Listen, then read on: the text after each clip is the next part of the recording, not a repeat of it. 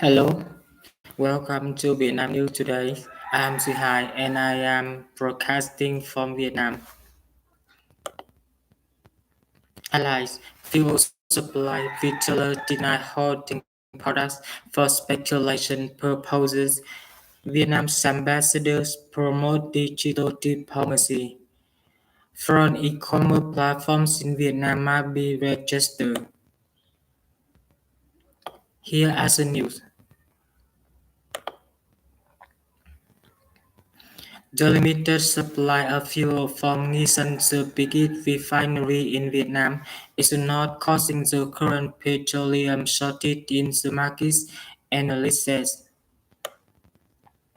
State agencies said the fuel supply shortage is due to many retailers holding products and waiting for prices to increase. In reply to retailers said there are no products to hold. In principle, petrol prices are adjusted once every 10-day review. That means the price should have been adjusted on February 1st. However, the day fell during the debt holiday, so the adjustment could be made only on February 11. Decree 95 2021 settlement Decree 83 2014 on petrol and oil trading, which took effect on January 2, 2022, said that if the review date followed the debt holiday, the price adjustment could be made in the next review. Said the petrol price had to wait for another 10 days to be raised. Petrol retailers are facing product shortage and the more they sell, the bigger losses they will occur. Some fueling stations estimate that if they continue selling petrol these days, they will incur a loss of 650 Vietnam dong per liter. However, they still have to sell petrol as they understand that making profit and taking loss are common in doing business. A retailer who owns three filling stations told that he doesn't have petrol to sell. Other filling stations nearby closed the doors and people flocked to my filling station. However, I have no petrol to sell because I cannot order petrol from distributors. He said adding that after 4 days of urging distributors, he got only 9,000 liters of oil and no petrol. At a meeting with the Ministries of Industry and Trade MOIT on February 9, Nguyen Tuấn Hà, Deputy Chair of Gia Province, confirmed that the provincial market surveillance units have inspected filling stations and checked their inventories. 19 units have suspended operation and they have no more fuel to sell. The Ho Chi Minh City Department of Industry and Trade also affirmed that there is no holding in the city. MOIT, which had been assigned to control filling stations in Pre-Tet, had found only one filling station that still had petrol 7,000 liters, but was not selling to people. Market surveillance units did not find anything. This indicates that some filling stations are holding fuel, but it's not common. If such filling stations are found, they might be heavily panicked. It's a threatened in adjusting petrol prices. Record fuel shortages on a large scale. The running at least 60% of operation capacity of Nissan oil refineries is also a reason. An analyst said it's understandable why fueling stations don't want to sell petrol at this time. The goal of all business is a profit. If the prices are good, all refineries, distributors, and fueling stations will step up production and distribution. If the prices are not high enough for them to make profits, they will hold product for speculation. In May 2020, samples that said petrol had run out were reported at filling stations in Hanoi, Haiphong, and other provinces.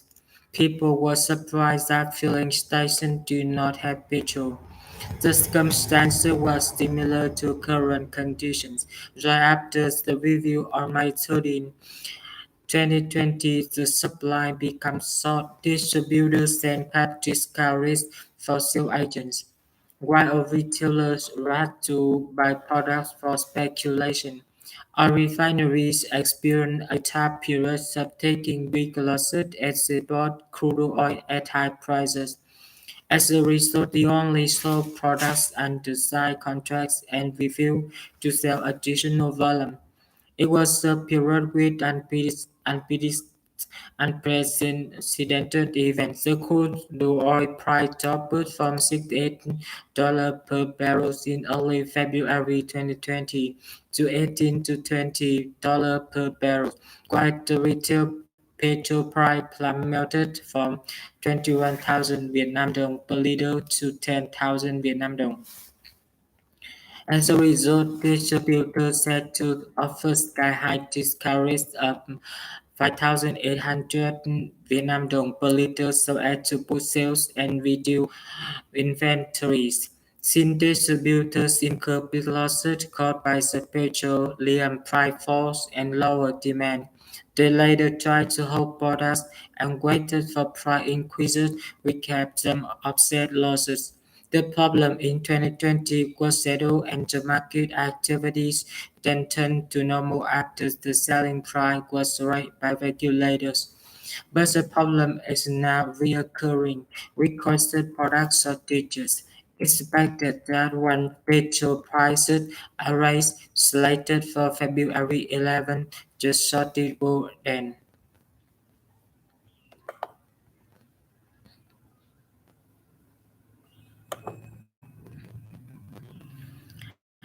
So COVID-19 pandemic had a significant impact on traditional diplomatic activities. Digital connections have made it easier for diplomats to fulfill their mission. As one of the female ambassadors who took up the task amidst the global pandemic outbreak, Vietnamese ambassador to Finland, Dang Thị Hai Tâm, was very surprised about the new condition.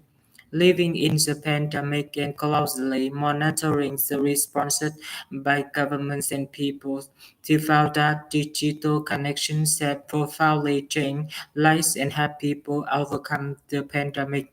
She realized that countries with good digital connectivity can better respond to the pandemic to develop their economies because exchanges between people are uninterrupted and communications only need to shift from offline to online.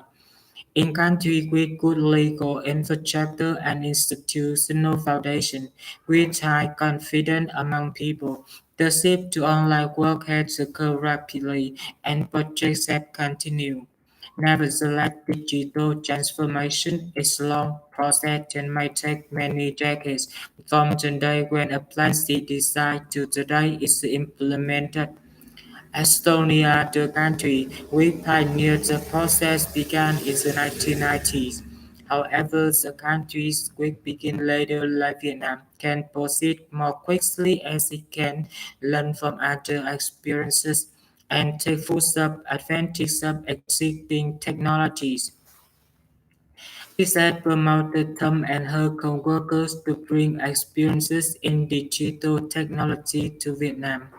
I learn from many people from many aspects. Every contact gives me part of answers. Diplomacy involves contact and learning, and being a student without a teacher. Diplomacy is a lifelong learning profession. The joys of life come from the knowledge we accumulate in the diversity of these circumstances, she said. Sometimes technologies mess up my head. Platforms, applications on the platform. With technologies determine which things I have to think of this and or that thing is necessary for Vietnam. How many countries have offered the technologies to Vietnam and how different they are. If the technologies are necessary for Vietnam, I need to think about how to bring them to Vietnam and what could be the motivation for the parties to cooperate and create resources in Vietnam, she said. Despite difficulties, Trump had never felt discouraged. Online E-Estonia classes were organized in late 2020 with learners from the embassy and diplomatic officers in Vietnam. She also had made many contacts with Estonian telecommunication management agencies with an invitation to join cybersecurity project with the EU. Seeing and hearing with digital technology. Vietnamese ambassador to Italy Nguyễn Thị Bích Thủy also believes that the digital era brings both opportunities and challenges. The effectiveness of digital diplomacy would depend on good preparation and deployment. However, a minor mistake will be enough to create serious consequences. With some ministries of foreign affairs a rapid and comprehensive transformation to fulfill foreign relations tasks in the new circumstances. Vietnam Embassy in Italy has been making every effort to be a part of the transformation. Facebook and Twitter are supplementing the website of the representative agency in the context of the pandemic. On the basis of new information platforms, we keep in contact with central and local agencies of the whole country, participate in multilateral conferences, and organize day parties and online roundtable talks to introduce our culture and big events of the country. A Facebook page for the embassy was set up because of the urgent requirements to protect Vietnam citizens, to transmit information in a widespread way, and connect groups of citizens, especially students, to organize flights to Vietnam from COVID epicenters. She believes that digital diplomacy is becoming a new way to implement political tasks and relate information about Vietnam economic and cultural diplomacy and introduce Vietnam policy to the world. They said that inside the contact, diplomatic activities need to continue to change, but there should be higher awareness of the opportunities, challenges, and risks in the digital era, as well as to unsustainable behavior and manifestations in cyberspace. For example, codes of conduct should be disseminated to every member of the representative agency. Second, in a more radical way, it's necessary to make investment in human resources and technical infrastructure based on specific and detailed plans. Thus, it is necessary to be proactive, creative, meticulous, and cautious, and learn constantly. New thinking, new approach. Ambassador Lê Thị Hồng Vân, head of the Vietnamese permanent delegation to United Nations Education, Scientific, and Cultural Organization, also technology, in foreign relation activities at global multilateral forums. She believes that digital technology fundamentally changes the way of development, as well as interactions and affects all aspects of socio-economic life. The pandemic has been accelerating the digital process. Diplomacy is undergoing a profound transformation, posing new demands on thinking, approaches, and methods of implementation. The need for international cooperation in the digital age is different from before, while the diplomatic complexion has changed radically. The changes require diplomats to apply digital technology in diplomatic activities and use data in research and assessment of situations so as to make reasonable suggestions. At the same time, it's necessary to modernize the way of policy transmission of public diplomacy. He said that the Ministries of Foreign Affairs is accelerating the implementation of its knowledge management strategy and building a comprehensive modern diplomacy. This is the right decision because it satisfies the requirements of diplomacy in the digital area, he said.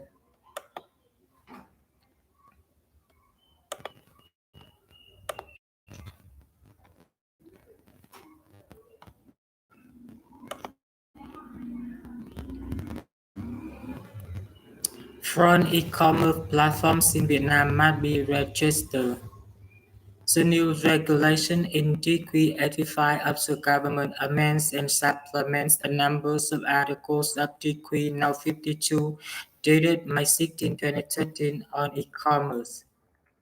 Accordingly, a foreign trader or organization that has a website providing e-commerce services in Vietnam is a trader or organization with a Vietnamese domain name or the display language is Vietnamese, or it said over 100,000 transactions from Vietnam in a year. To be able to provide e-commerce services in Vietnam, foreign traders and organizations must carry out registration procedures with the Vietnamese Ministries of Industry and Trade. They must also establish representative office in Vietnam in accordance with the law or appoint an authorized representative in Vietnam. In addition, they are responsible for coordinating with state management agencies in illegal goods and service transactions, protecting consumers' interests and submitting a product quality and report to the Ministries of Industry and Trade about the operation in the previous year. The new regulation on foreign traders and organizations conducting e-commerce activities in Vietnam integrated 85 for the perfect the legal system, creating an equal competitive business environment among domestic and foreign service providers. According to the Ministries of Industry and Trade, the retail e-commerce market grew from $2.2 billion in 2013 to $13.7 billion in 2021, accounting for 6.5% of the total retail sales and consumer service of the country.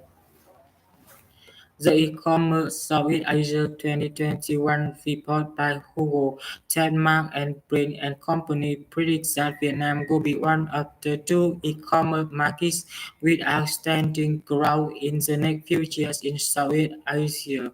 The market is expected to increase by 300% from $13 billion in 2021 to $39 billion in 2025.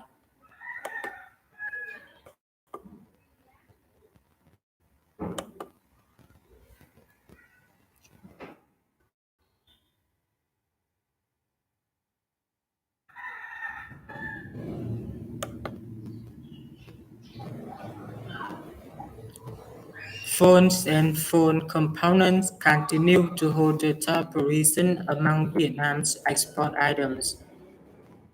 Statistics from the General Department of Customs show that for the year of 2021, export revenue of phones or of cards and phone components reached $57.54 billion, up 12.4% compared to 2020. Export earnings from the Chinese market were estimated at $15.18 billion, up 23%, $9.69 billion from the US, up 10.3%, and $7.85 billion from the EU, down 9.1% compared to the previous year. The export turnover of made-in Vietnam phones in 2021 hit a record, far surpassing that of the second largest export product group of computers, electronic products and components, with $50.83 billion. In 2010, export revenue of phones and components only reached $2.3 billion. 5 years later, it rose by 13 times to $30.2 billion. So far, the export value has increased 25 times compared to 2010. Samsung is still the largest electronics and phone manufacturer in Vietnam. In 2021, Vietnam had 8 export products with export revenue of over $10 billion, including phones of all kinds and components with $57.54 billion, computers, electronic products and components $50.83 billion, machinery, equipment, tools and spare parts $38.34 billion, textile and garment products $32.35 billion, footwear and of all kinds $17.75 billion, goods and good products $14.81 billion, iron and steel of all kinds $11.8 billion, means of transport and spare parts $10.62 billion. In 2021, the total export value to Vietnam reached $336.31 billion, up 19%, equivalent to an increase of $53.68 billion over 2020. That news is also wrapping up our program today. Once again, thank you for your attention and see you later.